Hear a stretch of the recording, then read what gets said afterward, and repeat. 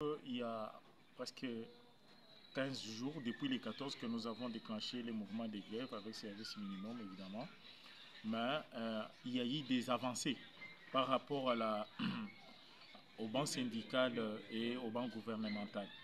Donc, il faut dire aujourd'hui que dès demain, il y aura reprise du travail dans toutes les structures médicales. Donc, la population médicale doit retenir que après avoir eu des avancées significatives par rapport aux revendications du gouvernement, aux revendications des médecins et toute la communauté médicale, nous avons préféré que la grève soit suspendue. Parmi les revendications que vous aviez vis-à-vis du gouvernement congolais, lesquelles ont trouvé solution?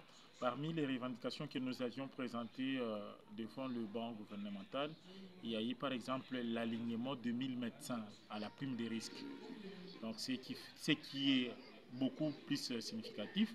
Et en plus de cela, il y a ajout du troisième palier des indemnités de transport et des logements. Ce qui fait que dans tout ce que nous avions comme cahier de charges, il y a eu quand même des concessions que le gouvernement a fait. Ce qui nous appelle, ce qui nous demande à suspendre momentanément la grève en attendant la réalisation d'autres revendications. Si les 1000 médecins alignés, la province du Kasaï-Oriental s'est tirée avec combien? C'est très important la question. Sur le 1000 médecins alignés, la province du Kasaï-Oriental, qui est ma province, a 56 médecins alignés.